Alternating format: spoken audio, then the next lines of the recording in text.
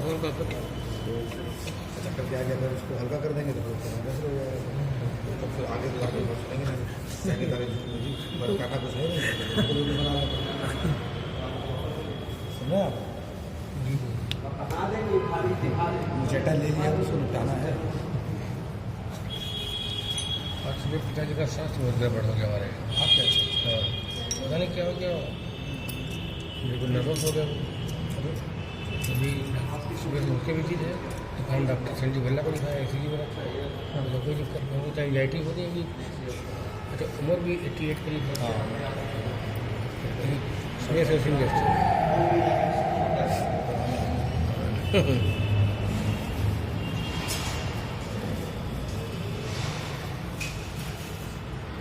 हरे कृष्ण। तो हम लोग क्लास शुरू करते हैं, Yes, वक्त आएंगे तो। हाँ ठीक।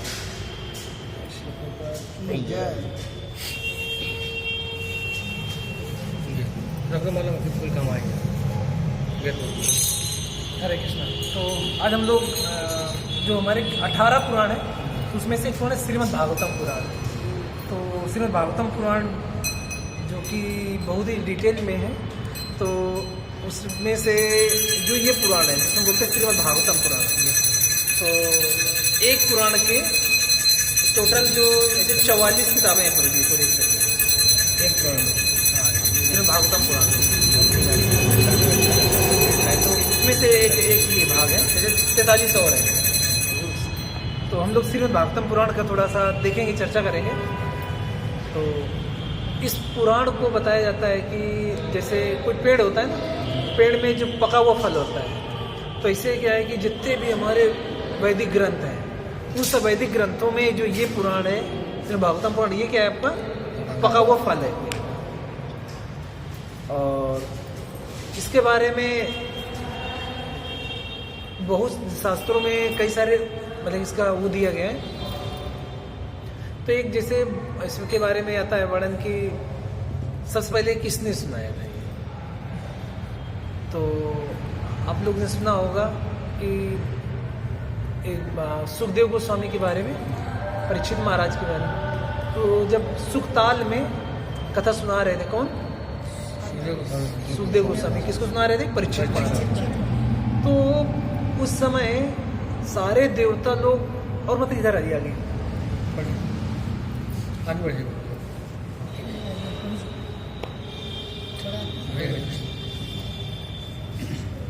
क्योंकि माइक नहीं ना, तो बहुत ज़्यादा बोलना पड़ेगा।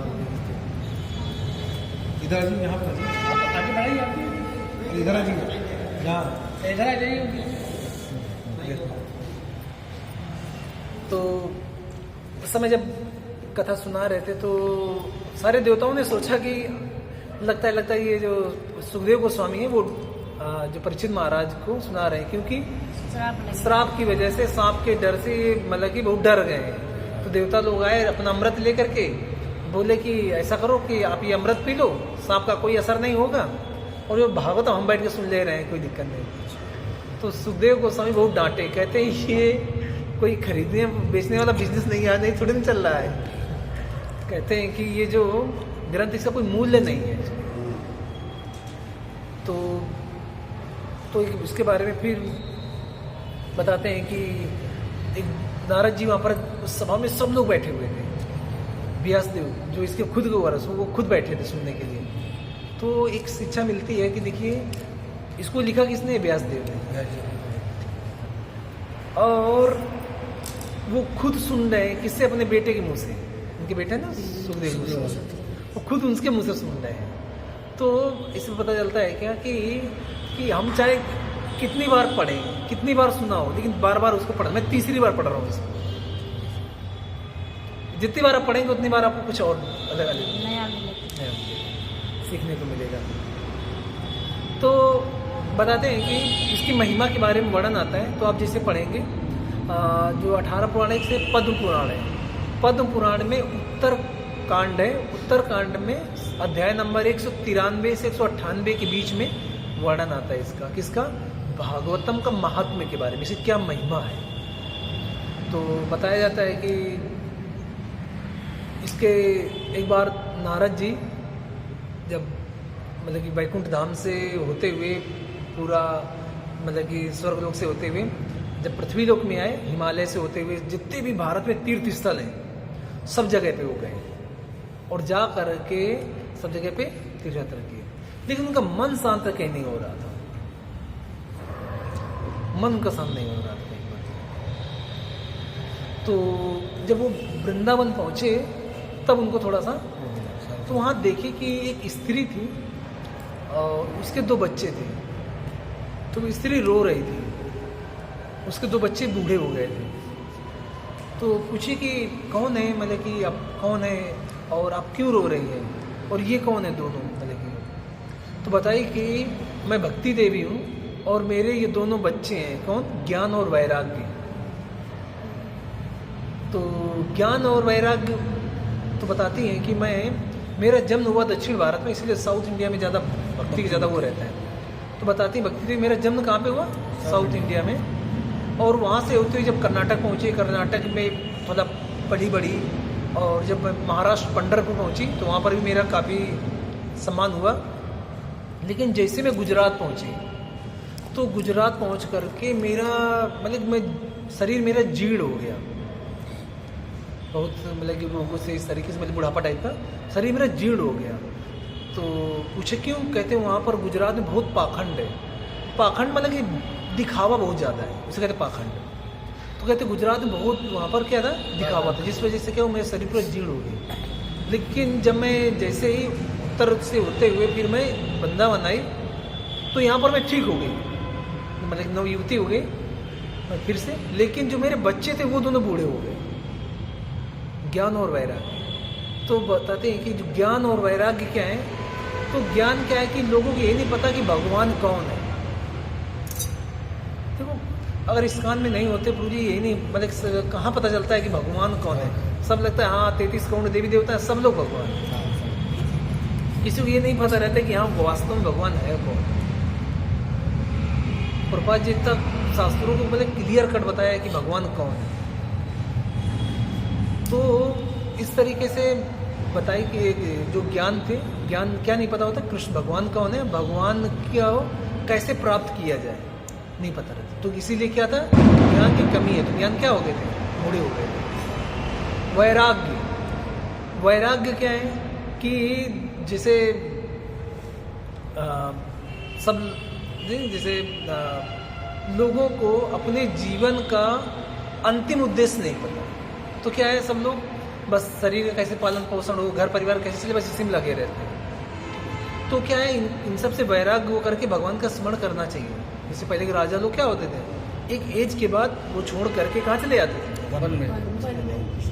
तो आजकल देखो कहाँ कोई, सब लोग बस बुढ़ापे तक मतलब कि सब हाँ घर में सब लगे रहते हैं, भजन नहीं करते हैं।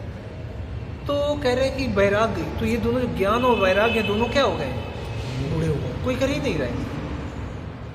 तो कहते हैं अच्छा ठीक है तुम चिंता न करो, मुझे शास्त्रों का ज्ञान है, तो मैं क्या करूँगा, अभी मैं पढ़ता हूँ कि जो वेद है पुराण है उनको पढ़ करके अभी तुम्हारे जो बच्चे वो सब तुम्हारे यौवन हो जाएंगे। तो उन्होंने वेद पुराण पढ़ना शुरू किया।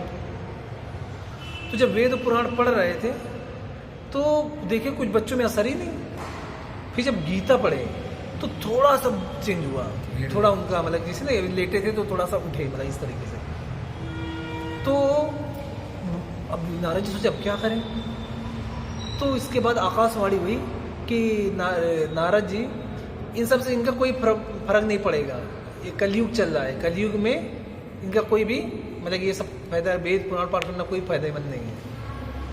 तो कहते क्या करना चाहिए, तो बताए कि जाओ सत्कर्म करो। सत्कर्म क्या है, कहते किसी जा करके किसी गुरु के पास जा करके भागवत कथा सुनो। बताया जाता है अगर कोई भागवत पुराण एक बार पढ़ ले उसके सारे पाप खत्म, कोई पाप नहीं रहेगा, कोई पाप नहीं रहेगी। ये भागवत की कथा बोलेगी, ये महत्व है इसका। तो फिर इसके बाद कहते हैं अच्छा, तो वो भी चल दिए उनको छोड़ करके कहाँ पे, बद्री का आश्रम। तो बद्री का आश्रम में जो लोग भक्त गए होंगे तो वहाँ पर आनंद तट है, आनंद तट।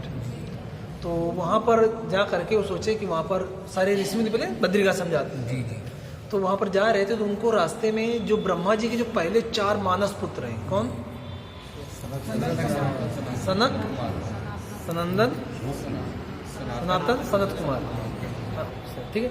तो ये चारों उनको पुत्र मिले। कहते हैं नारद जी, अरे आप बड़े हैरान परेशान घूम रहे हो, अब तो सन्यासी और सन्यासी का एक टेंशन होती है, ठीक है। तो कहते हैं कि तुम क्यों इतना परेशान हो भाई? तो वो कहते हैं, बताते हैं कि परेशानी का कारण कहते हैं कि जो कलयुग इतना ज़्यादा वो बढ़ गया है, जिसकी वजह से क्या हो रहा है कि जो ज्ञान और वैराग्य वो क्या हो रहा है, खत्म हो गए, खत्म, बूढ़े हो गए मतलब। तो कहते हैं कि क्या उनका तो मुझे अभी जो आकाशवाणी हुई है तो उसमें बताया गया है कि भागवत सुनना चाहिए। तो कहते हैं कि ठीक है, मैं वो तो जो चतुष कुमार थे कहते हैं मैं सुनाता हूँ, ठीक है। तो सबसे पहले तो उन्होंने सुनाया था, नहीं ये पहला वो है, मतलब कि पहले तो उन्हें सुखदेव गोस्वामी ने सुनाया था। ये पहला भागवत सप्ताह हुआ था, कहाँ पे? बद्रिकाश्रम। किसने किया था? चतुष कुमार ने। किसको सुनाया था? नारद जी। ये पहला ये क्या था, और भी लोग वहाँ पर आए थे, कोई नारद जी नहीं थे, ठीक है। तो ये पहला वो था भागवत सप्ताह कह सकते हैं। तो इस तरीके से उन्होंने उनको मतलब कि सुनाना शुरू किया। तो वो कहते हैं कि रुको रुको, पहले ये बता दो कि ये भागवत कथा सुन के क्या किसी और भी किसी का मतलब उद्धार हुआ है क्या, ये तो बता दीजिए। तब वो बताते हैं, एक कथा बताते हैं कि दक्षिण भारत में तुंगभद्रा नदी के तट पे एक ब्राह्मण रहते थे, उनका नाम था आत्मदेव। तो वो ब्राह्मण मतलब काफ़ी समृद्ध थे। तो उनके लेकिन क्या हुआ कि उनके कोई संतान नहीं थी। तो उन्होंने क्या किया, अपनी जो संपत्ति है उसको सब जैसे नहीं दान दक्षिणा दे करके क्या कर रहे थे वो, कि ताकि उनके कोई संतान हो जाए। लेकिन कुछ उनके संतान नहीं हुई। तो बहुत दुखी हो गया, सोचे कि अब क्या करें। तो सोचे कि हम क्या करें कि जाते हैं किसी तीर्थ स्थल में, कोई साधु से मिलकर उनके प्रार्थना करेंगे, तब कुछ भला हो सकता है। तो वो घर छोड़ करके चल दिए। तो तुंगभद्रा नदी के किनारे पहुँचे वहाँ तट पे। तो बैठ करके बहुत दुखी थे। तो देखिए एक साधु आ रहे थे। तो साधु देख करके सोचे अब इनसे मतलब कि थोड़ा वो करते हैं। तो रोने लगे वो, बोलते हैं कि मैं अब जाके आत्महत्या कर लूँगा। तुंगभद्रा नदी में इस तरीके से वो करने लगे। तो जो साधु थे कहते अरे बेटा क्या हुआ, तुम क्यों इतना दुखी हो? तो बोले कि कहते हैं कि क्या करें, मतलब कि हमारे कोई संतान नहीं है, और संतान नहीं है तो फिर जो हमारा वंश कैसे, हमारा जो होता है ना पिंडदान कौन करेगा? हाँ, तो कौन करेगा? कहते प्रहलाद महाराज ने भक्ति करके क्या किया, अपने पिता का 21 पीढ़ियों को उद्धार कर दिया। भगीरथ ने अपने पीढ़ियों को उद्धार कर दिया, मेरे कोई साथ मेरा उद्धार कैसे होगा? तो उसका मतलब चेहरा देखे और क्या कहते हैं माथे में, ठीक है, और हाथ की लकीरों में लिखा रहता है। तो उन्हें देखा, कहते अरे कहते बेटा इस जन्म में क्या, तुम्हारे अगले 7 जन्म में कोई संतान नहीं लिखी है। तो अब वो बड़ा और चिमड़े तो कहते अरे आप तो साधु महात्मा है, आप चाहे तो सब कुछ हो सकता है। तो कहते हैं देखो कि मतलब किस्मत में तुम्हारे नहीं लिखा है तो क्यों फालतू में उस चीज़ की आशा कर रहे हो। कहते हैं कि मैं अगर मतलब कुछ प्रयास मतलब तुम्हारे लिए करूँगा भी कुछ वो, तो लेकिन उससे तुम्हें सुख नहीं मिलेगा, तुम्हें दुख मिलेगा। तो जैसे आपने सुना होगा भागवत में एक कथा आती है चित्रकेतु महाराज की, सुना सबने? चित्रकेतु महाराज, अच्छा एक राजा थे, वो पूरी पृथ्वी के शासक थे चित्रकेतु महाराज। उनके कोई संतान नहीं हो रही थी। तो उन्होंने शादी किया था 1 करोड़, कितने? 1 करोड़ साल लगे, लेकिन किसी से भी एक भी संतान नहीं हुई। तो बहुत दुखी रहते थे। तो उनके देखिए जो राजा, ये नहीं सोचना चाहिए कि अरे वो बड़े मतलब कि कामी टाइप के हैं, भोगी करने, इसलिए नहीं। राजाओं का ये रहता है कि आगे जो राज्य करने वाला कोई शासक चाहिए जो जनता का, नहीं तो पूरी जनता को मारथन करने लगे तो सब लोग पाप करने लगेंगे, अधोगति में जाएंगे सब लोग, ये वो रहता है। तो सोचे कि योग वो नहीं मिलेगा। तो इसलिए उन्होंने क्या किया, बहुत दुखी। तो एक बार उनके सभा में वो आए, नारद जी आए, नहीं अंगीरा मुनि आए। तो अंगीरा मुनि से उन्होंने रिक्वेस्ट किया कि मतलब कि, तो उन्होंने कहा कि अरे आपके तो कोई संतान नहीं है। तो फिर इस तरीके से वो भी रोने लगे थे, बोले कि एक संतान तो दे वो कर दी। तो बोले कि ठीक है संतान होगी, लेकिन क्या ना होगा उसका, हर्ष शोक नाम होगा, मतलब कि वो तुम्हें सुख से ज़्यादा दुख देगा। तो सोचे कि मतलब हो सकता है ये लड़का नालायक निकल जाए, ठीक है, कम से कम एक संतान तो हो जाएगी ना आगे से। ठीक, मेरा नहीं कहना मानेगी तो क्या हुआ, लेकिन क्या करेगी, कम से कम हो जाएगा। हाँ, मतलब कि वंश बढ़ेगा और शासक वो करेंगे। तो इस तरीके से उन्होंने रिक्वेस्ट किया था। तब उन्होंने क्या किया था, उनके एक पुत्र दिया, ठीक है, उन्होंने क्या किया, यज्ञ किया, यज्ञ से खीर हुआ। तो खीर कहते हैं कि जा करके मतलब कि अब दे दो जा करके। तो उन्होंने क्या किया कि वो खीर अपनी जो सबसे बड़ी जो रानी थी उनको खिला दिया, जिससे उनका एक पुत्र पैदा हुआ। लेकिन बाकी जो रानियाँ थी, अब क्या एक पुत्र हुआ, समझे एक घर पे पहला संतान, तो राजा का पूरा ध्यान उसी रानी पे रहता था, जिसकी वजह से बाकी रानियाँ थी वो लोग सब गुस्सा आ गई। तो उन्होंने क्या किया, उसको एक दिन बच्चे को मतलब कि सो रहा था, सबने प्लानिंग किया और उसको जहर दे दिया। तो बाद में वो कथा आती है। तो यहाँ पर भी वो समझाते हैं कि क्या होगा, इससे तुम्हारे क्या होगा, शोक होगा, तुम्हें दुख ज़्यादा होगा, सुख तो नाम छोड़ दो, दुख तुम्हें होगा। तो वो क्या सोचे, कैसा दुख होगा, अरे कहना नहीं मानेगा, हो सकता है कि हमारे मतलब लड़ाई कर ले, थप्पड़ थप्पड़ मार दे, ठीक, लेकिन कम से कम संतान तो रहेगी रही नहीं। तो शास्त्र में बताया जाता है कि मतलब कि जैसे आँख से अगर मतलब आपको बहुत दर्द दे रही है, पीड़ा कर रही है, तो इससे अच्छे आँख ना हो ज़्यादा अच्छा है, सही बात। शास्त्रों की। लेकिन वो कहते हैं कि नहीं, मुझे मतलब कि पुत्र चाहिए, हाँ, किसी भी तरीके से। तो उन्होंने बहुत वो किया। तो उन्होंने कहा कि अच्छा ठीक है, मैं तुम्हें ये फल देता हूँ, ठीक है, मंत्र पढ़ा, फल दिया, कहते जा करके अपनी जो पत्नी है उसको खिला देना, और उससे कहते कि मतलब कि नहा करके पूजा पाठ करके तब खाए। अब इसके बाद जब वो बड़े खुश हुए कि अरे अब तब तो मतलब कि मेरा काम हो गया, ठीक है। और एक्चुअली क्या होता है, जैसे जो लकीरें होती हैं ना, देख के बता देते हैं। रीज़न क्या रहता है कि जैसे अगर जैसे टिकट बुक करने जाओ तो देखोगे कि आप वो नहीं फॉर्म भरते हैं, तो जहाँ उसमें जब फॉर्म में लिखा जाता है कि कहाँ जाना है और कहाँ से कहाँ तक, वैसे का जब हमारा जन्म होता है उसमें फिक्स हो जाता है कि हमारा मतलब कहाँ कब तक हमारा वो है, तो ये उसमें फिक्स रहता है, फिक्स हो जाता है, उसमें कोई डाउट नहीं। तो इसीलिए वो देख के बता देते हैं। तो इसके बाद वो जब बताए थे उनसे, तो वो अपने जब घर गए, पत्नी को दिए, तो पत्नी जब फल देखी, बताया कि स्वामी जी ने दिया है और तुम इस फल को खा लो तो क्या होगा, तुम्हारा गर्भ ठहर जाएगा और तुम्हारे मतलब संतान होगी। अब वो जो उनकी पत्नी थी वो बहुत ही मतलब कि शुद्ध भाषा में उदंड थी, ठीक है। तो वो सोचती है कि अगर मतलब कि क्या होगा कि मैं इस फल को खा लूँगी, फिर क्या होगा कि मैं मतलब गर्भ मतलब पेट में गर्भ में बच्चा आ जाएगा, ठीक है। तो हो सकता है गांव में कभी जैसे चोर आ जाते हैं ना डकैती डालने, तो मैं भाग नहीं पाऊंगी, ठीक है। तो क्या होगा, वो मुझे मार देंगे। तो सोची कि मैं नहीं खाऊंगी, ठीक है। फिर सोच रही है कि मान लीजिए खा लिया तो क्या होगा कि जो मतलब कि इस समय मैं बेड से उठ नहीं पाऊंगी, तो जो और मतलब जो रिश्तेदार के लेडीज वगैरह आएंगी घर पे, अब क्या है, मैं एक कमरे में पड़ी रहूँगी, वो लोग आके कहीं मेरा जो सोना चांदी है घर पे वो सब लुटा न ले जाए। तो नेगेटिव बातें आती हैं। तो सोची कि मैं क्या करूँगी, लेकिन मैंने फिर सोचती है कि मेरा मतलब कि अगर जैसे संतान होती है ना, तो थोड़ा मतलब कि उतना स्मार्टनेस मतलब कि जो फिगर होता है वो डाउन है, तो मेरा फिगर खराब हो जाएगा, ठीक है। और सोचते हैं कि जैसे जब संतान हो गई तो क्या होगा कि अरे जगह, तो कहते हैं कि वो क्या करेंगे, जैसे बच्चा है तो लैट्रिन पेशाब कर देता है ना, तो क्या होगा कि वो लैट्रिन पेशाब कौन साफ करेगा उसका, ठीक है। और क्या करना पड़ेगा उसके लिए, रात में जगना पड़ेगा मुझे, काम बढ़ जाएगा। हाँ, तो बहुत मतलब कि बहुत ज़्यादा टेंशन बढ़ जाएगा। तो क्या करूँ मैं कि मैं नहीं चाहती कि मेरी कोई संतान हो, तो बढ़िया मैं ऐसे मतलब कि अच्छा एंजॉय कर रही हूँ जीवन, तो मतलब सोची कि मैं ऐसा फल नहीं खाऊंगी, ठीक है। अब उसका जो पति था वो खड़ा था, कहते जल्दी ना हो जा करके, ठीक है। तो वो क्या करती थी, मतलब घर के काम में लगी रहती थी, ठीक है, पूजा पाठ ज़्यादा नहीं करती थी। तो बोले कि जा करके घर काम छोड़ो, नहा जाओ, पहले फल खा लो। तो अब उसको फल नहीं खाना था।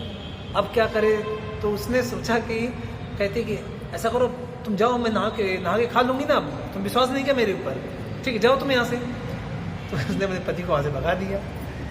अब इसके बाद उसने अपने, आज के भाषा में कहा जाए तो अपनी बहन को फ़ोन लगाया उसने, ठीक है, सलाह लेते ना जैसे, तो उसने बहन को फ़ोन किया उसने।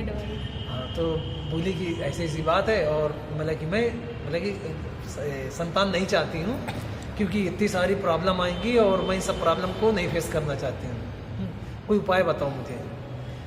तो उसकी बहन ने कहा कि अच्छा ठीक है, पहले मैं समझाया, लेकिन जब नहीं मानी तो बोली कि अच्छा ठीक है, तुम क्या करो कि तुम जो फल है, ठीक है, घर में जैसे जानवर होते ना, तो कहते हैं गाय को खिला दो, और तुम क्या करना, तुम बहाना बनाते रहना, जैसे नहीं कि पेट में जैसे कपड़ा बांध लिया इस तरीके से कि आपको लगे कि हाँ, कि लगे ना लगे, और ज़्यादा पति से दूर रहे, नहीं ज़्यादा पास रहोगी तो समझ जाएंगे, ठीक है। और जब तुम्हारा मतलब कि वो होगा, ठीक है, तो उस समय मैं क्या करूँगी कि तुम मेरे घर आ जाना, और मतलब कि कुछ समय के बाद मतलब कि मैं भी मेरी भी संतान होगी, तो मैं बोल दूँगी कि जो मेरी संतान थी वो मर गई है, ठीक है, और अपना जो संतान है मैं तुमको दे दूँगी, और तुम क्या करना, अपने घर में दिखा देना कि हाँ ये संतान हुई है। तो इस तरीके से उसने पूरा प्लानिंग बना लिया। तो कहा ठीक है। अब इसके बाद जैसे न प्लान था, तो वो क्या करी, थोड़ा जैसे समय बीतता गया, अपनी बहन सजेशन लेती रही, कपड़ा बांध ली पेट में, दिखाती रही कि हाँ कुछ संतान होने वाला है। फिर जब मतलब कि जो भी समय आया प्रॉपर समय, उस समय वो कहती है कि अब घर पे कोई केयर करने वाला नहीं, तो मैं अपनी बहन के घर जा रही हूँ, ठीक है, प्लानिंग से काम करती रही। तो फिर वो अपनी बहन के घर गई, और वहाँ जा करके मतलब कि जब नियत समय आया, तो उसने बताया कि मतलब कि उसकी जो पूरा प्लान था ना, उसकी बहन ने कह दिया कि उसकी संतान मर गई है, उसने इसको दे दिया इस तरीके से, और ये उसको देखभाल कर रही थी। इसी समय इनके घर पे जो गाय थी, गाय ने बच्चा दिया, तो वो बिल्कुल इंसान जैसा बच्चा था, बस उसके कान गाय के जैसे थे, तो उसके नाम पड़ गया गोकर्ण। गो मीन्स गाय, कर्ण कान, जैसे गाय की तरह जैसे कान थे। तो अब क्या है, वो साधु ने क्योंकि वो दिया था, तो वो बहुत ही मतलब कि अच्छे भक्त थे वो, और ये जो गोकर्ण थे, और जो इनका जो बच्चा था एक नंबर का उदंड था बिल्कुल, ठीक है। तो ये क्या करता था, जब इसके बाद नहीं, अब घर पे उसको भी केयर करना था, तो ये भी वहाँ से आ गई है इस घर में, ठीक है। अब इनके दूध नहीं था, तो मतलब अब बच्चा नहीं है, तो उस माँ के स्तन में दूध कहाँ से आएगा, ठीक है। तो ये बोली कि मेरे स्तन में दूध नहीं है, तो मैं अपनी बहन को लेके आती हूँ, ठीक है। तो दोनों लोग मतलब कि रह लेंगे घर पे, ठीक है। तो उसने पत्नी ने कहा ठीक है आ जाओ, तो इस तरीके से फिर वो बनाने लगे। अब क्या हुआ कि जब घर पे जो बच्चा था उसका नहीं, उनका जो उनकी बहन का, ठीक है, इसकी जो पत्नी था नाम था धुंधुली, इसका जो पत्ता था बच्चा था वो था धुंधुकारी। तो ये मतलब क्या करता था, ये गली में जिससे बच्चे नहीं खेलते होते उनको खूब मारता था ये, ठीक है। और उसके बच्चा सो रहा है, उसकी चिकोटी काट लेता था नहीं, और मतलब कि शैतानी किसी को मारता था, कि जैसे किसी बच्चे को जाके कुएं में ढकेल देता था, ठीक है, नदी में फेंक देता था, बहुत ही ज़्यादा मतलब कि। तो उसके जो पिताजी थे, अब क्या हुआ कि सब भाई एक दिन तो चल रहा है, रोज का यही हाल है। तो सब लोग आके शिकायत कर रहे थे इनके पिताजी से, कहते हैं कि आपका जो बेटा है, ये तो आपसे इतने मतलब कि ब्राह्मण है, आप इतने अच्छे प्रवृत्ति के, आपकी संतान कैसी गड़बड़ हो गई, ठीक है। तो क्योंकि संतान गड़बड़ हुई तो सबसे पहले प्रश्न माँ बाप पे लगता है, तुरंत पूछते हैं माँ बाप कौन है तुम्हारे, ऐसे पूछते हैं लोग।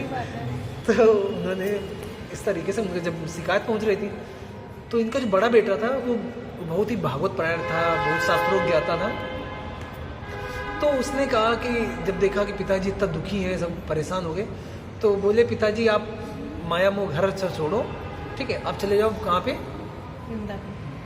धाम चले जाओ, वहाँ पर जाके भजन कीर्तन करो वृंदावन में, ठीक है, और यहाँ पर मतलब कि मैं देख लूँगा, संभाल लूँगा। तो वो अपना घर छोड़ के चले गए। अब ये क्या करता था कि सब गलत, शराब पीना, सब जुआ खेलना, सब गलत काम करता था। ठीक है, अब भाई जितना मतलब जो था सामने, तो वो पैसा सब पूरा बर्बाद कर ही दिया। फिर अपनी एक दिन माँ को बहुत मारा उसने, कहता जितना सोना घर में गड़ा सब निकालो, ठीक है, कहीं छिपा के रखा है। तो इस तरीके से उसने माँ को बहुत मारा। उसकी माँ परेशान हो गई, जाके कुएं में कूद के मर गई।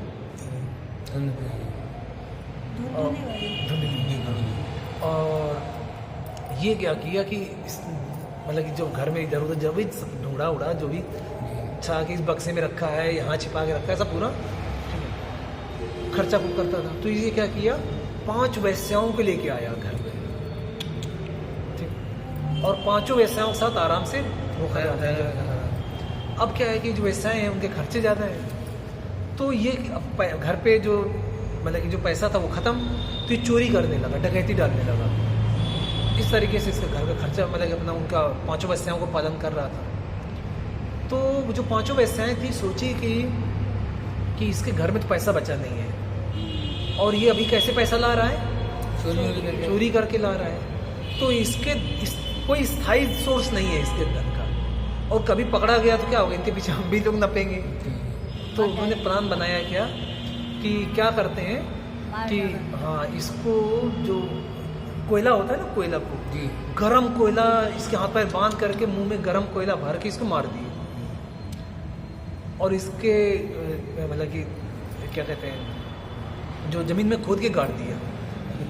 अब जो लोग मतलब कि वहाँ पर पूछते थे कि अरे वो ब्राह्मण धुंधुकारी जी कहाँ है तो इस तरीके से जब पूछते थे वो कहते थे कि अरे वो कमाने गए हैं बाहर, ठीक है, तो आने वाले हैं किसी दिन। इस तरीके से वो लोग टाला रही थी।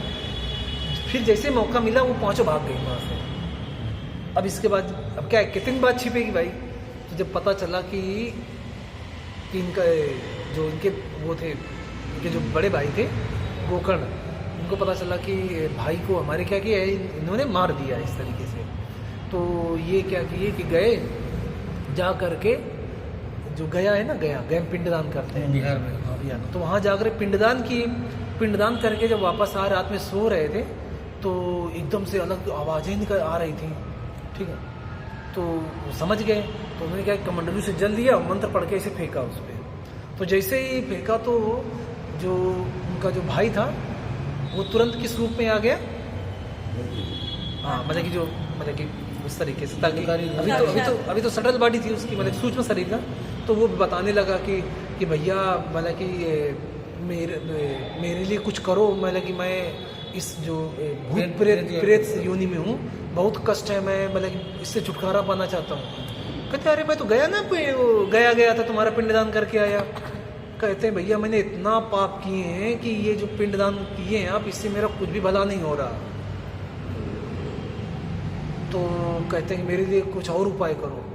तो फिर उन्होंने अगले दिन सारे गांव के जो ब्राह्मण थे आसपास सबको बुलाया, सबसे पूछा कि क्या करना चाहिए। तो उन्होंने बताया कि देखिए गोकर्ण जी, आप खुद इतने शास्त्रों के ज्ञाता हैं, ठीक है ना, आप ज़्यादा हमसे अच्छा बता सकते हैं। तो अब कोई सजेशन नहीं मिला, तो उन्होंने सूर्यदेव का आह्वान किया। सूर्यदेव से पूछा कि बताइए मुझे क्या करना चाहिए अपने भाई के उद्धार के लिए।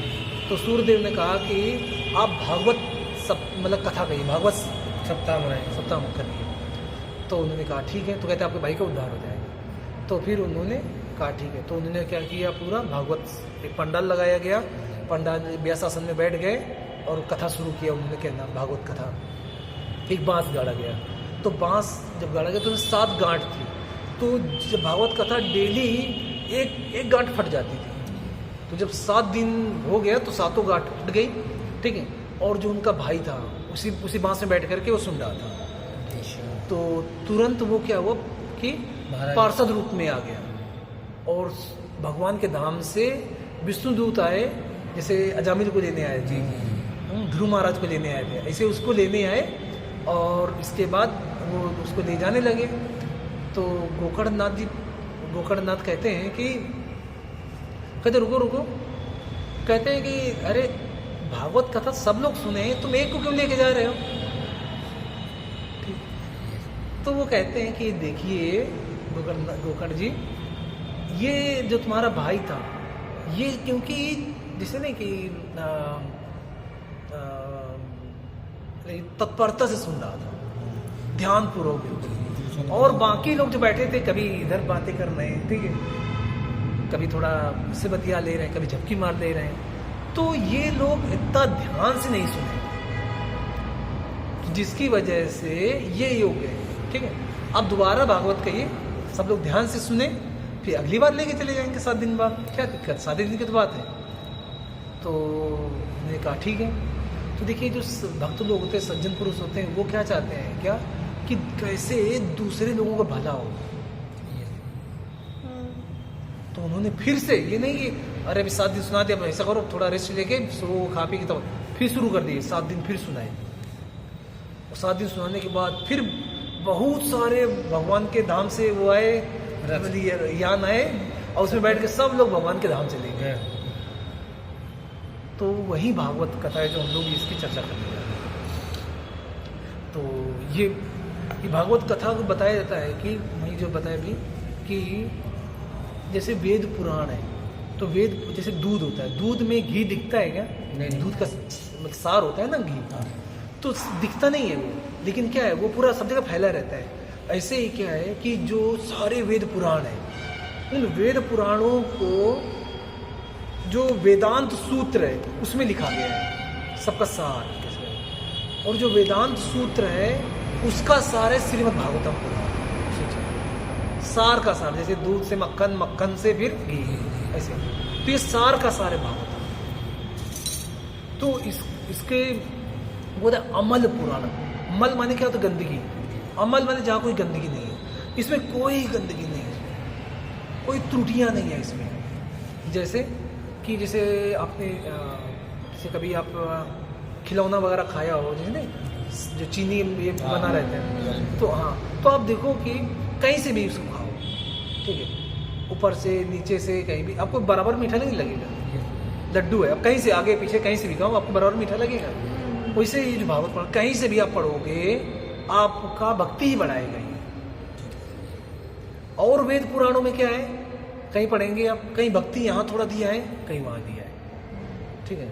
तो इसीलिए जो इसको जो रचना किया है वेद व्यास जी, सारे वेद पुराणों को लिख दिए, लेकिन वो खुश नहीं थे, अंदर से दुखी थे। तब उनके गुरु आते हैं और नारद जी। नारद जी पूछते हैं कि आप क्यों दुखी हैं, आपके दुख का? तो कहते मैंने संसार के लोग भले के लिए मैंने क्या किया है, सब कुछ लिख दिया है, ये तभी मैं अंदर से खुश नहीं महसूस कर रहा हूँ। तब कहते हैं कि क्या, कि तुमने ऐसा ग्रंथ नहीं लिखा है जो सिर्फ और सिर्फ भगवान को, भगवान की भक्ति को ग्लोरीफाई कर रहा हो। तो कहते क्या करना चाहिए? तब उन्होंने बताया कि आप भागवतम लिखिए। तब उन्होंने इस भागवतम को लिखा। तो सोच सकते हैं कि जो हमारा भागवतम है ये क्या है? अमल पुराण। कितना इसको पढ़ करके क्या है, सुन करके भगवान के धाम क्या है।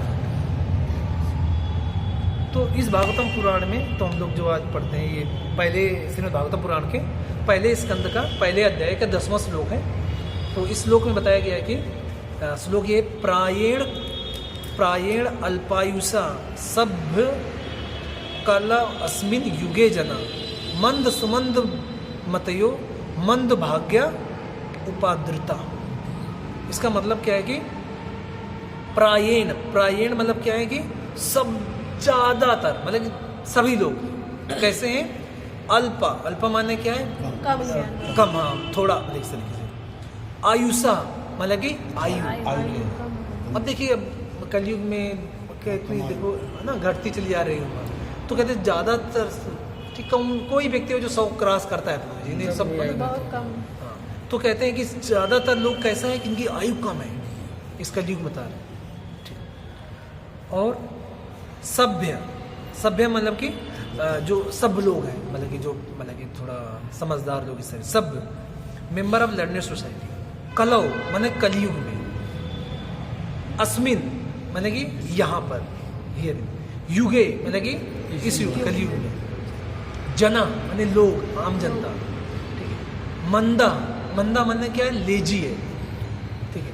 अब देखो हम लोग जैसे शाम को कथा करते, कितने लोग आते हैं, अरे जब बुढ़ापा आएगा तब भगवान की कथा सुना जाएगा, अभी तो हमारा शरीर जवान है, अभी क्या हाथ पैर चल रहे हैं, तो अभी क्या करना है? इंद्रिय तृप्ति करना है। तो लोग क्या है, सब लेजी हैं।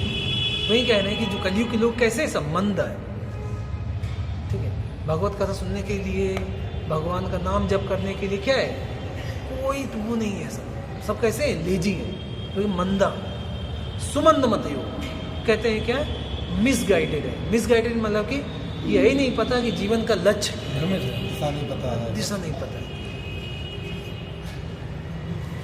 क्या है कि सुमंद मत योग, मिसगाइडेड है। मंद भाग्य मतलब कि वो कैसे अनलकी है। अनलकी मतलब क्या है कि जैसे लोगों ने भाग्य नहीं कहते कि जैसे कहीं जा रहे हैं, ठीक है, कोई साधु पुरुष मिल गया तो क्या है, उसे बैठ करके मतलब कि नहीं इधर उधर की बात करने से अच्छा है क्या है उससे कैसे हम लोग इस जन्म में भगवान का भक्ति पाएं, कैसे इस जीवन को अपने सार्थक बनाएं। तो ऐसे क्या है, अभागे लोग हैं, ठीक है। एंड एबो ऑल कह रहे हैं उपाद्रुता मतलब कि सब कहें डिस्टर्ब टाइप के, डिस्टर्ब रहते हैं, लेकिन जैसे ये टेंशन वो टेंशन सब दुनिया भर का टेंशन पाल के बैठे हैं, लेकिन क्या है भगवान के भजन के लिए तो ये कलयुग के लोगों का लक्षण बताया गया है। तो इस कलयुग में देख सकते हैं तो भगवान का बताया जाता है ना कि उसमें भी आता है, रामचरितमानस में शायद आपने पढ़ा हो, बालकांड में आता है कि भया कुभया अनख आलस नाम जपत मंगल दिस दसम। तो कहते हैं कि अगर कोई अच्छे भाव से भगवान नाम ले रहा है, ठीक है, तो अच्छी बात है, नहीं तो अगर कोई बुरे भाव से भी ले रहा है, जैसे कंस वगैरह नहीं दिख रहे थे, ठीक है, और शिशुपाल, ठीक है, तो ये क्या है बुरे भाव कि हाँ, ठीक है, तो ये कैसे बुरे भाव से ले रहे थे, ठीक है, क्रोध से गुस्से में भगवान नाम ले रहे हैं, ठीक है, ये जैसे कोई जैसे मजाक करते हैं ना, जैसे मजाक कहते हैं हरे कृष्ण मतलब चिढ़ाने के लिए ट्रेंडिंग, ठीक है, तो कह रहे हैं कि वो ऐसे भी मतलब कि क्रोध से या आलस बस, ठीक है। तो जैसे अब कई लोग आलसी लोग होते हैं, जैसे कि जैसे एक ऐसे में सुना था कि एक व्यक्ति था, इतना आलसी था, ठीक है, उसको जगह बोला कि भगवान का नाम लो, ठीक है, तो नाम मतलब उसे नाम तक नहीं लिया जा रहा था, सोचिए। तो क्या है कि इस तरीके से अगर कोई आलस में भी भगवान जैसे नहीं, आप जैसे कई बार सोते रहते हैं राम ऐसे करके नहीं, सब देखा होगा, इसे बोल देते हैं, तो आलस में भगवान का नाम लेता है, तो क्या होगा, इस तरीके से भगवान का नाम जप करने से 10 दिशाओं में कल्याण होता है। 10 दिशाएं कौन कौन सी हैं? ये तो 4 हो गए, ऊपर नीचे, नॉर्थ ईस्ट, हाँ, north west, south east, south west, और एक ईशान कोण है, एक और हाँ। तो देखिए जैसे आपकी ऐसे नहीं, आप इधर हो गया आपका 4 हो गई, इनके बीच वाला 4 हो गया, एक ऊपर एक नीचे 10 हो 10 हो गए। तो भगवान के नाम की ये महिमा है। भी कितने लोग हैं जो इस तरीके से क्या करते हैं, तो सब जितने भी साधु लोग थे वो लोग सब लोग इकट्ठा हुए कहाँ पे, लोग परमार्थ के लिए, लोग की इस कलयुग में लोगों को कैसे भला होगा, तो सब लोग कहाँ पर इकट्ठा हुए थे, नैमिषारण्य। तो जहाँ पर ये जो ओरिजिनल जो सुनाया था वो सुखदेव गोस्वामी ने सुनाया है। सुख माने तोता, ठीक है, वो कहाँ पर सुनाया था, सुखताल में जो उधर पड़ता है, कहाँ पर, यूपी में पड़ता है, बुलंदशहर के पास, तो वहाँ पे सुनाया था। लेकिन ये जो सुखदेव जो सुत गोस्वामी है, सुत गोस्वामी कौन है, जो रोमहर्षण सुत के जो पुत्र हैं वो है सुत गोस्वामी। ये सुत गोस्वामी उनसे भी कथा सुने थे, किससे, जब वहाँ पर सुखदेव गोस्वामी ने सुनाया था यहाँ पे सुखताल में, वहाँ पर भी कथा बैठ करके सुने थे। उसके बाद ज्ञान, और फिर इसके बाद जो इनके गुरु है व्यासदेव जी इनसे इनकी सेवा से बहुत खुश थे, तो इन्होंने इनको आशीर्वाद दिया था कि जो ज्ञान मुझे वो ज्ञान सारा तुमको मिल जाए, ट्रांसफर हो जाए। जैसे हम लोग ब्लूटूथ से नहीं कभी किसी को भेजते हैं कुछ, तो सारा ज्ञान उनको ट्रांसफर कर। और जो रोमहर्षण सुत है क्योंकि रोम अर्सन सूत को बलराम जी ने मार दिया था। क्यों? क्योंकि जब ये व्यास आसन में बैठे थे भागवत कथा बोलने के लिए, तो बलराम जी आए। बलराम जी आदि गुरु हैं। तो बताया जाता है कि जैसे आप व्यास आसन में बैठ कथा कर रहे हैं, अगर आपसे कोई वो आता है, सीनियर आता है, तो आपको व्यास आसन छोड़ के उसको प्रणाम करना चाहिए। उनको घमंड था कि मैं व्यास आसन में बैठा हूँ, मैं बड़ा हूँ, और वो नहीं पता वो भगवान है। तो उन्होंने क्या किया, उन्होंने तिनका लिया, तिनका इसे वो कर दिया, तो उनका गला कट गया, मर गया। वो तो ये नहीं सोचना चाहिए अरे ये कैसे कर दिए, लेकिन वो शिक्षा देना चाह रहे हैं एक उदाहरण सेट करने के लिए। तो लेकिन अब सारे ऋषि मुनि लोग सोचे कि अरे अब हम लोग कैसे भला होगा, आपने तो जो हम लोग कथा सुना रहे थे, कौन रोम अर्सन सूत, उनको तो आपने मार दिया। तो बोलते हैं कि उनका जो बेटा है कौन, सूत गोस्वामी, तो उन सूत गोस्वामी को उन्होंने आशीर्वाद दिया कि तुम कथा बोलो। तो वहीं सारे जो ऋषि मुनि, कितने ऋषि थे, 88,000 ऋषि मुनि लोग इकट्ठा हुए थे। कहाँ पे? नैमिषारण्य। तो एक वायु पुराण है, वायु पुराण में वर्णन आता है कि सारे जो ऋषि मुनि थे ब्रह्मा जी के पास जाते हैं, कहते हैं कोई जगह ऐसी बताइए जहाँ पर हम लोग बैठ करके क्या कर रहे हैं, भागवत की कथा श्रवण कर सकें। तो कहते हैं कि ठीक है, मैं तुम्हें, उन्होंने एक मन से उत्पन्न किया हुआ, उन्होंने क्या किया, एक चक्र उन्होंने वो किया, ठीक है, तो उसके चक्र तीर्थ भी बोलते हैं बना हुआ। तो वो अब कोई ऐसा नहीं था क्या कि बाकायदे पूरा एक स्टेनलेस स्टील का बना हुआ चक्र जा रहा है, ऐसा नहीं, मन का वो था वो। तो वो चक्र गया और जा करके कहाँ पर गिरा, तो पहले कुछ नाम और होगा, लेकिन नाम उसका बाद में क्या पड़ गया, चक्र तीर्थ, ठीक है। तो नैमिष मतलब क्या होता है कि जिसका जो आगे वाला वो होता है ना, जो चिकना वाला क्या होता है, अरे धार होती है ना, धार जहाँ पे खत्म हो जाए उसे कहते हैं क्या, नैमिष। तो चक्र यहाँ पे गिरा तो उसकी धार खत्म हो गई, तो नाम पड़ा नैमिष। और दूसरा चक्र तीर्थ भी है। तो यहाँ पर 88,000 ऋषि मुनि सब इकट्ठा हुए, और वो लोग किससे रिक्वेस्ट कर रहे थे, तो सुध गोस्वामी, मतलब सोचे कि इनको पहले टेस्ट ले लें, ये लोग बैठे थे तो ये किसके लिए बैठे थे, मतलब जैसे ना कि सब लोग पहले यज्ञ कर रहे थे ना, तो वो यज्ञ क्यों कर रहे थे, सोच रहे थे जब यज्ञ करेंगे तो क्या होगा कि जो बहुत सारे ऋषि मुनि लोग आएंगे, तो हम लोग किसी से बैठ के कथा सुनेंगे। तो जब वो पूछे कि अरे आप लोग तो यज्ञ कर रहे थे, तो आप लोग मुझसे क्यों कथा सुनना चाहते हैं, यज्ञ करिए। तो बोले अरे वो तो एक बहाना था सब लोगों को बुलाने का, हम तो कथा सुनने के लिए यहाँ पर आए हैं, क्योंकि इस कलयुग में और कोई दूसरा तरीका नहीं है। तब उन्होंने उनको क्या कहा कि ठीक है, तब उन्होंने भी उनको वहाँ पे कथा सुनाया। तो वहाँ पर भक्तों के संग में कथा सुनने का बताया। तो हमें जीवन में यही सीखना है कि हमें क्या करना है, भक्तों के संग में, क्योंकि बताया जाता है, अभी आगे वर्णन आएगा कि जो भक्तों का संग होता है उसमें कथा सुनने का क्या प्रभाव पड़ता है कि नहीं, देखिए इतने सारे ऋषि एक जगह इकट्ठा होगी क्या जरूरत थी, मतलब कि इसीलिए ताकि सब ये कथा है ये सब साथ में सुनना चाहिए। तो बताते हैं कि जैसे कोई गंगा जी जाता है नहाने के लिए, तो क्या होगा, पाप खत्म हो जाएंगे, लेकिन पाप करने की प्रवृत्ति नहीं खत्म होती है ना, पाप करने की प्रवृत्ति नहीं खत्म होती। पता है कितने लोग जाते हैं बताइए, वहां पर जाएंगे, फिर घर आके फिर सिगरेट फूकेंगे, दारू शराब पियेंगे, कितने लोग करते हैं, पापों की प्रवृत्ति नहीं खत्म होती है। और जो क्या करती, पारसमणि होती है, पारसमणि का नाम सुना होगा, पारसमणि क्या करती है कि लोहे को सोना बनाती है, और किसी चीज को नहीं, लोहे को सोना बनाती है। लेकिन वो लोहे के संपर्क में सोना बना देगी, लेकिन अपने जैसा वो पारसमणि किसी को नहीं बनाती।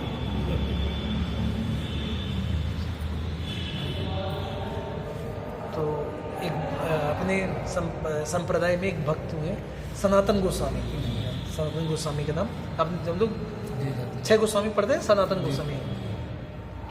सनातन गोस्वामी कौन थे, प्रधानमंत्री थे, जो बंगाल के जो मुसलमान शासक थे नवाब हुसैन शाह। तो उनका पूरे राज्य के जो प्रधानमंत्री थे कौन थे, ये सनातन गोस्वामी थे, और जज थे, वो सुप्रीम जज हाँ, ये कौन थे? सनातन गोस्वामी। और जिनके छोटे भाई थे रूप गोस्वामी, वो थे फिनांस मिनिस्टर। सोचिए, सब छोड़ करके क्या हुए, वृंदावन आके भगवान का भजन कर रहे थे सब। ये घटना है, ये घटना कभी थी? ये 1500 के आसपास। तो सनातन गोस्वामी के पास एक पारस मणि थी। तो एक भगवान शिव का एक भक्त था, तो भगवान शिव बहुत तपस्या कर रहा था। भगवान शिव बोले क्या चाहिए, ठीक है, तो बोले मुझे बहुत सारा मैंने सुख समृद्धि चाहिए। तो कहते ठीक है, तो तुम चले जाओ किसके पास, एक भक्त है वृंदावन में सनातन गोस्वामी, उसके पास है, उसके पास मिल जाएगा। तो जाते हैं, तो कहते हैं कि मुझे सोना चांदी चाहिए इस तरीके से, जिससे क्या हो, सुख समृद्धि है। तो कहते हैं कि अच्छा तुम जो झोपड़ी के बाहर जो कूड़ा इकट्ठा रहता है जैसे, कहते जाके कहते हैं वहाँ पर जाओ और जा करके आपको क्या मिलेगा, एक मणि मिलेगी। कौन सी मणि थी वो? पारस मणि। अरे यहाँ पर बैठ जाइए इधर से। तो कहते हैं कि वहाँ पर जाओ, क्या मिलेगा तुम्हें? पारस मणि। पारस मणि, ठीक है। वो पारस मणि से तुम जिस लोहे को टच करोगे तो क्या होगा, वो सोना बन जाएगा, तो वो कर लेना। तो व्यक्ति घर गया और जा करके बढ़िया जितना भी घर में लोहा था सब टच करा के सोना बना दिया। फिर एक दिन सो रहा था तो रात में उसको वो हुई कि इतनी बड़ी चीज़ अगर मतलब कि कूड़ा में कोई फेंक सकता है, तो मतलब उसके पास कोई और बड़ी चीज़ होगी ना उसके पास, इसकी कोई वैल्यू नहीं समझ रहा है, तो इसके पास कोई और बड़ी चीज़ होगी। तो फिर कहा कि ऐसा मुझे पता करना चाहिए कि क्यों ना वो उससे बड़ी चीज़ मिल जाए मुझे, ठीक है। तो अगले दिन वो गया और जा करके उनसे पूछा कि स्वामी जी मतलब कि आपके पास इससे भी जो मणि आप मुझे दी है, इससे भी बड़ा कुछ है क्या? तो कहते हैं हाँ। तो कहते हैं वो भी मुझे दे दीजिए। तो कहते हैं कि आप पहले जैसे हम लोग चलते हैं ना, तो चलते समय जब पैर हम लोग एक रखते हैं तो दूसरा पैर उठाना पड़ता है, तभी तो आगे हम रख पाएंगे।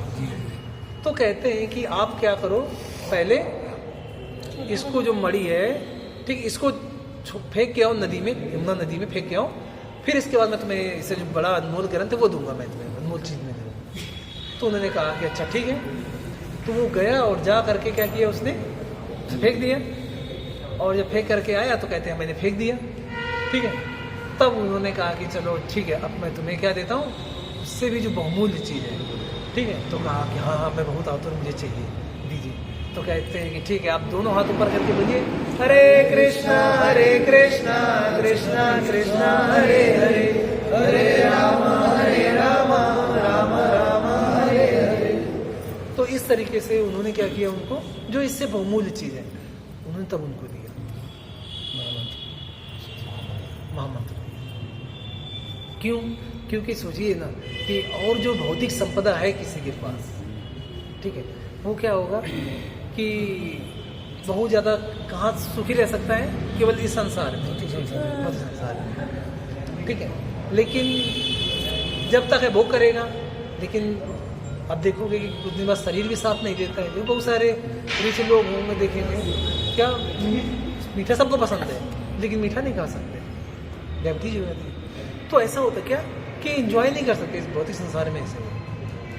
तो अगर किसी को परमानेंट हैप्पीनेस चाहिए तो क्या करना पड़ेगा, उसको ऐसे संसार में जानना पड़ेगा जहाँ पर क्या है, हाँ ये कोई भी कष्ट नहीं है, भौतिक कोई दुख नहीं है। तो उनको लिए क्या करना पड़ेगा, उसको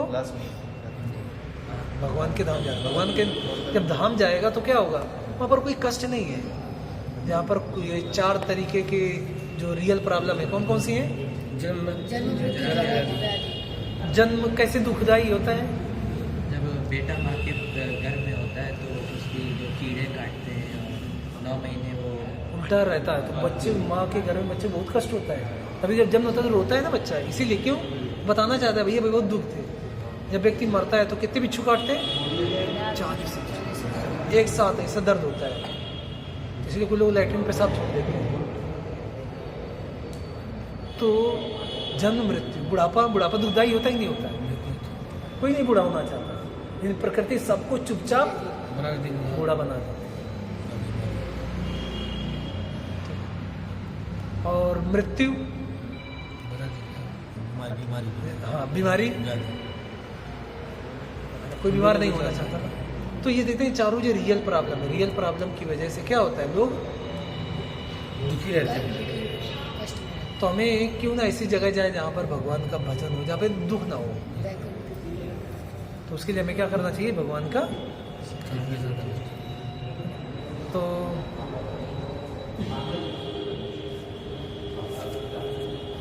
तो इस तरीके से एक और स्टोरी आती है जिसमें बताया जाता है कि जो भगवान का नाम है, इसके महिमा के बारे में इससे वर्णन आता है कि